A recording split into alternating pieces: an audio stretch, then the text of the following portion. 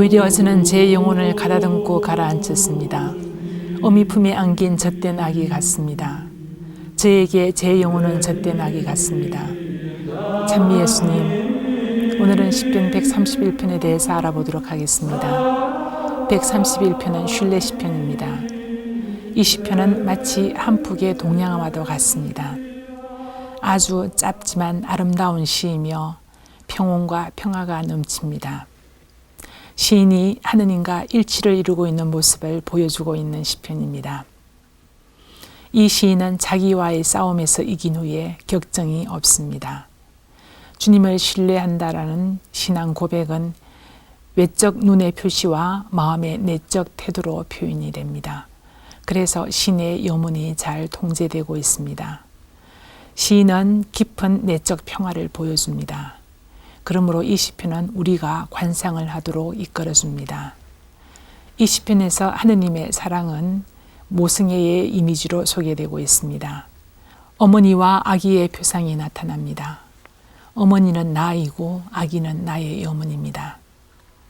어머니가 아기를 팔에 안고 흔들어 주듯이 시인은 자신의 영혼을 통제합니다. 주님, 제 마음은 오만하지 않고 제 눈은 높지 않습니다.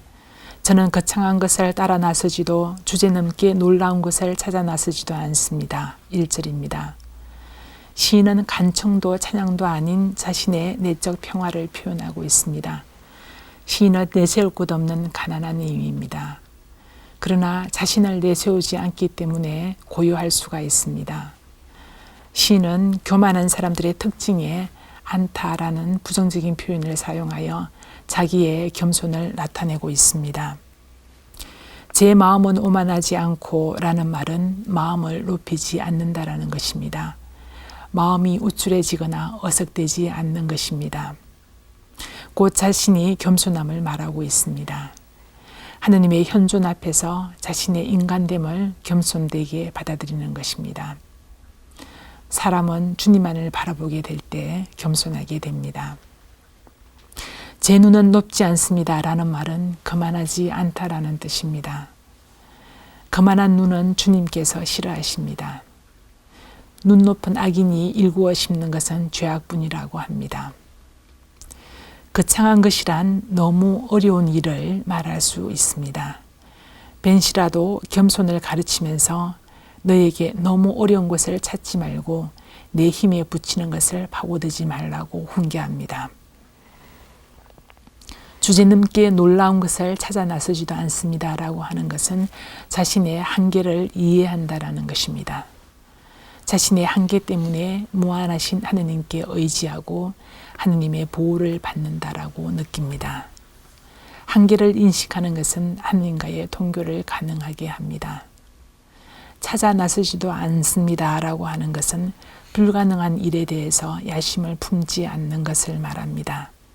이것은 하느님의 뜻에 겸손되게 순종하는 것을 의미합니다. 오히려 저는 제 영혼을 가다듬고 가라앉혔습니다. 어미 품에 안긴 젖된 아기 같습니다. 저에게 제 영혼은 젖된 아기 같습니다. 2절입니다. 시인의 모습은 어머니의 품에 있는 아기의 모습입니다. 2절에서 시인은 그의 내적 평온을 고백합니다. 여기에는 평화롭고 만족스럽고 완전한 신뢰가 있습니다. 제 영혼과 젖된 아기 같습니다 라는 말을 2번 반복함으로 해서 단순한 표현 속에 영혼의 만족한 상태를 잘 보여줍니다. 차분히 주님께 의지하고 있는 모습입니다. 시인이 어머니 품 안에서와 같은 평화를 느끼는 것은 그가 오만하지 않고 자기의 분수를 알기 때문입니다. 시인은 교만과 죄악과 인간의 욕심이 없는 상태입니다. 젖된 아기는 젖을 빨지 않고도 어머님의 품 안에 안겨 있을 수 있습니다. 이것은 젖을 성공적으로 뗐다는 표시입니다. 그래서 시련을 극복하고 성숙을 향해서 내딛는 첫걸음입니다. 시인은 젖된 후에 다시 어머니 품 안에 안기는 고요함과 평온함을 포착합니다. 시인은 하느님의 품에 안긴 채 젖된 아기의 평화를 체험하면서 주님께 자신을 편안하게 맡깁니다. 이것은 만족한 상태를 상징합니다. 하느님은 시인이 구하기도 전에 모든 것을 다 채워주시기 때문에 시인은 이것을 알고 하느님께 의지합니다. 시편 131편은 평온하고 신뢰에 찬 느낌을 줍니다. 겸손에서 나오는 아주 성숙한 신앙인의 모습을 보여줍니다. 주님 앞에 고요히 머무는 모습은 관상의 경지를 말해줍니다. 이런 영적 상태에 도달하기 위해서는 완고한 자아와의 피나는 싸움을 하지 않으면 안 됩니다. 많은 어려움을 극복하고 이제는 주님만을 의지하면서 살아가는 모습입니다. 명예와 부와 권력을 뒤로한 자세입니다. 그는 자신의 뜻을 굽히고 완전히 하느님께 의지하고 있습니다. 기도는 자신을 맡기는 것입니다. 주님의 뜻이 이루어지기를 바라면서 완전히 주님께 의탁하는 것입니다. 나는 때때로 내 생각 때문에 괴로울 때가 많습니다. 내 생각대로 되지 않기 때문입니다. 고통의 뿌리에는 자아가 있습니다. 나의 계획이나 의지를 실현할 수 없기 때문에 고통스러운 것입니다. 그렇기 때문에 고통에서 벗어난다라고 하는 것은 자아의 집착에서 벗어나는 것입니다. 어린이와 같이 하느님에게 전적으로 의탁하는 것입니다. 기도는 편안히 쉬는 것입니다. 예수님께서도 우리에게 고생하며 무거운 짐을 진 너희는 모두 나에게 오너라. 내가 너희에게 안식을 주겠다라고 하십니다. 안식을 얻는 것은 자녀가 어머니 품 안에 안기는 것과 같습니다. 하느님 앞에 자신의 있는 모습 그대로를 드러내는 것입니다.